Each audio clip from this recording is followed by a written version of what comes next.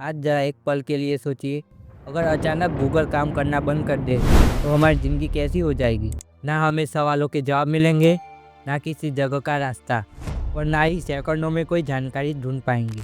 आज जिस सुविधा को हम हल्के में लेते हैं वो हमारी सबसे बड़ी आदत बन चुकी है। आज गूगल सिर्फ एक वेबसाइट नहीं है, बल्कि हमारी सोच, हमारी पढ़ाई और हमारे काम और हमारे फैसलों का हिस्सा बन चुका है। दुनिया का शायद एक ही कोना होगा जहाँ गूगल का असर न पहुँचा हो, लेकिन हर बड़ी सफलता की तरह गूगल की कहानी हमेशा इतनी आसान और चमकदार नहीं थी। इसके पीछे भी स्ट्रगल, कन्फ्यूजन और अनसर्टेनिटी से बड़ा लंबा सफ़र छुपा है। एक समय था जब गूगल नाम की कोई कंपनी दुनिया में मौजूद ही नहीं थी।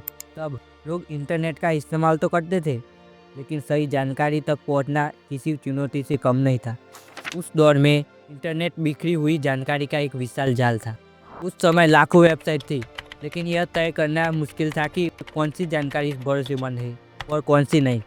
लोग घंटों तक सर्च इंजन पर अलग अलग कीवर्ड डालते थे, लेकिन फिर भी सही जवाब तक पहुंचना बहुत मुश्किल होता था।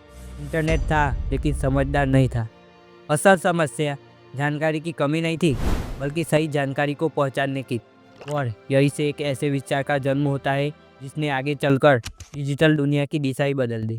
हम चलते हैं साल 1995 में, अमेरिका की एक मशहूर जगह पर, जहाँ नई सोच और बड़े सपने जन्म लेते हैं। Stanford university. स्टैनफोर्ड सिर्फ एक यूनिवर्सिटी नहीं है, बल्कि यह इनोवेशन और एक्सपेरिमेंट की फैक्ट्री मानी जाती है। यहीं से कई बड़ी टेक्नोलॉजी कंपनी की नींव रखी गई है।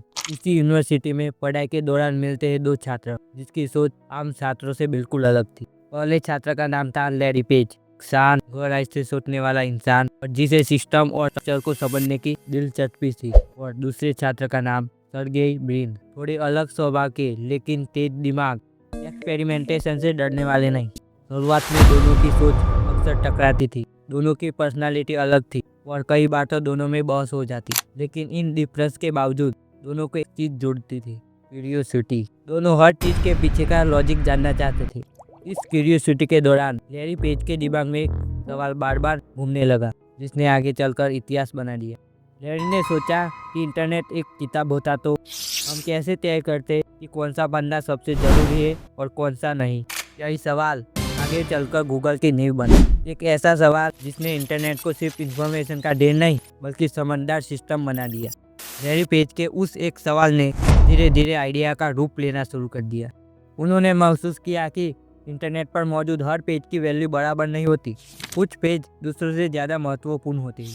लैरी ने सोचा कि जैसे रिसर्च पेपर में साइटेशन मायने रखता है, वैसे ही वेबसाइट पर आने वाले लिंक भरोसे का संकेत हो सकती है। यही से जन्म हुआ एक कॉन्सेप्ट का, जिसे आगे चलकर दुनिया ने पेज रैंक के नाम से जाना।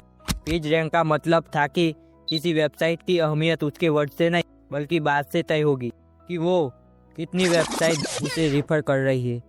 यह सोच अपने समय से बहुत आगे थी। उस आइडिया को गणित और डेटा के जरिए और भी मजबूत किया, और फिर दोनों ने मिलकर एल्गोरिदम पर काम शुरू किया। दिन रात एक्सपेरिमेंट चलने लगे। एल्गोरिदम को बार बार टेस्ट किया जाता, कई बार फेल होते और फिर दोबारा शुरू करते। फिर धीरे धीरे रिजल्ट सामने आने लगे। जो पेज सच में काम के थे वही ऊपर दिखने लगे। और यह इंटरनेट के लिए बड़ा बदलाव था। पहली बार सर्च इंजन सिर्फ डेटा नहीं, बल्कि क्वालिटी से बनने लगा। इस रिसर्च प्रोजेक्ट को एक नया नाम दिया गया, बैंक रब, क्योंकि यह वेबसाइट बैंक लिंक्स को एनालाइज करती थी। अब बैंक रब स्टैनफोर्ड यूनिवर्सिटी के सर्वर पर चलने लगा और बहुत कम समय में उस पर ट्रैफिक बढ़ने लगा, इतना ज़्यादा कि यूनिवर्सिटी के सर्वर ओवरलोड होने लगे। स्टूडेंट और प्रोफेसर भी इसके रिजल्ट से हैरान थे।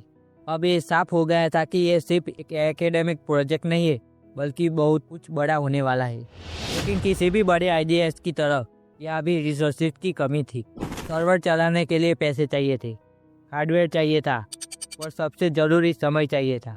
लैरी और सर्गेई दोनों ब्रिलियंट रिसर्चर्स थे, लेकिन बिजनेस की दुनिया उनके लिए नई थी। उन्होंने सोचा कि शायद यही टेक्नोलॉजी किसी बड़ी कंपनी को देना बेहतर होगा। दोनों कई कंपनियों के पास गए, अपनी टेक्नोलॉजी दिखाने की कोशिश की, लेकिन ज़्यादातर लोगों ने इसे गंभीरता से नहीं लिया। कई लोगों को लगा कि सर्च इंजन का फीचर लिमिटेड है। यह वह पल था जब गूगल बनने से पहले ही लगभग खत्म होने की कगार पर पहुंच गया था। लेकिन अक्सर जिंदगी में सबसे बड़ा मोड़ उसी समय आता है जब कुछ खत्म होने वाला हो। एक छोटा सा डेमो सही समय पर और सही इंसान के सामने पेश किया गया। उस डेमो में दिखा दिया गया कि यह सर्च इंजन बाकी सभी से कितना ही अलग और बेहतरीन है। यही एक इन्वेस्टर ने इस टेक्नोलॉजी में फ्यूचर देख लिया जहाँ बाकी लोगों को सिर्फ रिस्क दिख रहा था। और उसी पल गूगल की कहानी ने एक नया मोड़ लिया और वह रिसर्च प्रोजेक्ट से एक कंपनी बनने का सफर शुरू हुआ।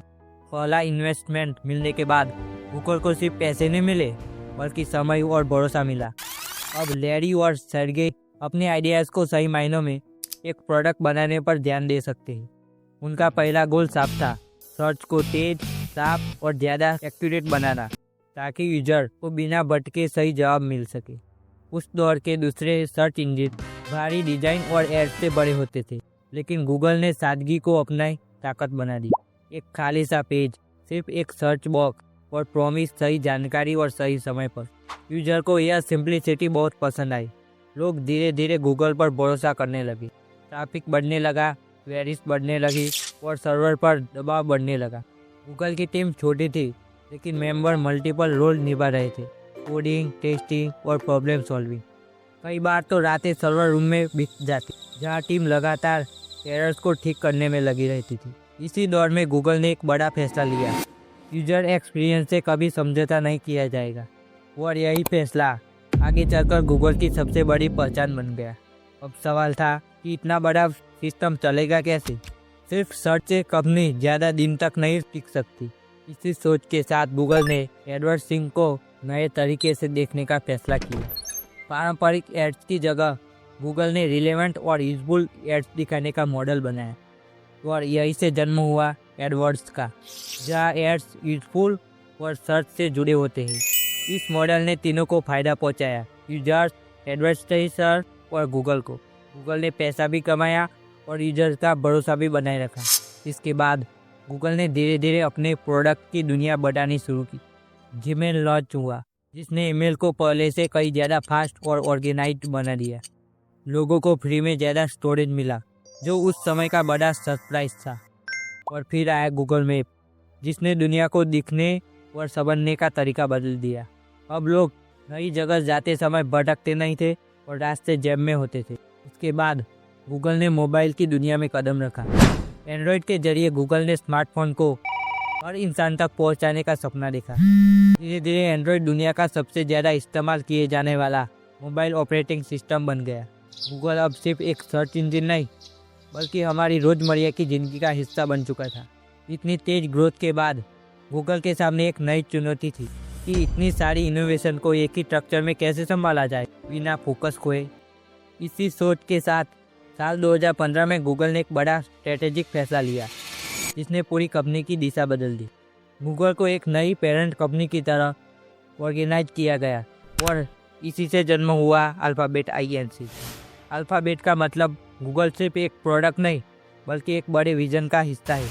गूगल सर्च, एड्स और यूट्यूब जैसे कोर प्रोडक्ट पर फोकस करता रहा, जबकि बाकी फ्यूचरिस्टिक प्रोजेक्ट को अलग पेस मिला। अब गूगल का सपना सिर्फ इंफॉर्मेशन ऑर्गेनाइज करना नहीं बल्कि भविष्य की टेक्नोलॉजी बनाना भी था। अब आर्टिफिशियल इंटेलिजेंस गूगल की स्ट्रैटेजी का दिल बन गया। मशीन लर्निंग के जरिए गूगल ने लैंग्वेज, इमेजेस और वॉइस को समझने की ताकत हासिल। सेल्फ ड्राइविंग कार जैसे प्रोडक्ट ने दिखा दिया कि गूगल भविष्य को सिर्फ इमेजिन नहीं कर सकता बल्कि बना भी सकता है। हेल्थ केयर और रिसर्च में टेक्नोलॉजी का इस्तेमाल करके गूगल ने स्थानीय जिंदगी को बेहतर बनाने की दिशा में कदम बढ़ाया। आज दुनिया की सबसे बड़ी कंपनी गूगल की टेक्नोलॉजी पर भरोसा करती है, लेकिन इतनी बड़ी सफलता के बावजूद गूगल ने अपनी शुरुआत को नहीं भुलाया। आज भी गूगल की कहानी उस छोटे से गैरेज से शुरू होती है जहाँ रिसोर्सेज कम थे लेकिन सपने बहुत बड़े। वो दो स्टूडेंट जिसके पास न बिजनेस था न तो बड़ी फाउंडी, उनके पास सिर्फ क्यूरियोसिटी थी और कुछ अलग करने का जुनून था। गूगल की सक्सेस हमें ये सिखाती है कि सही सवाल पूछना ये सही जवाब जानने से कहीं ज़्यादा ज़रूरी होता है। एक छोटा सा आइडिया अगर सही दिशा में काम करे तो पूरी दुनिया को बदल सकता है। आज गूगल अरबों लोगों की रोज़मर्रा की ज़िंदगी का हिस्सा है। हर दिन अरबों सर्च, करोड़ों वीडियो और अनगिनत फैसले गूगल की मदद से लिए जाते हैं। लेकिन गूगल खुद को अभी भी सिर्फ नंबर और प्रॉफिट तक सीमित नहीं मानता। उसके लिए सबसे बड़ी अचीवमेंट है लोगों को नॉलेज से जोड़ना। गूगल की कहानी उस इंसान के लिए इंस्पायरेशन है जो कुछ नया करना चाहता है। ये कहानी बताती है कि शुरुआत कितने भी छोटी क्यों ना हो, अगर सोच बड़ी हो और मेहनत सच्ची हो तो सफलता जरूर मिलती। गूगल आज भी खुद से सवाल करता है और एक्सपेरिमेंट करता है और बेहतर बनने की कोशिश करता है, क्योंकि इनोवेशन कभी खत्म नहीं होती और सीखने की कोई सीमा नहीं होती। गूगल की कहानी अभी खत्म नहीं होती क्योंकि भविष्य अभी लिखा जाना बाकी है। अगर इस कहानी ने आपको सोचने पर मजबूर किया हो तो इस वीडियो को लाइक जरूर करें और ऐसे ही डीप और रिसर्च सक्सेस स्टोरी के लिए चैनल को सब्सक्राइब करें, क्योंकि यहाँ हम सिर्फ ब्रांड नहीं बल्कि उनके पीछे की सोच दिखाते हैं।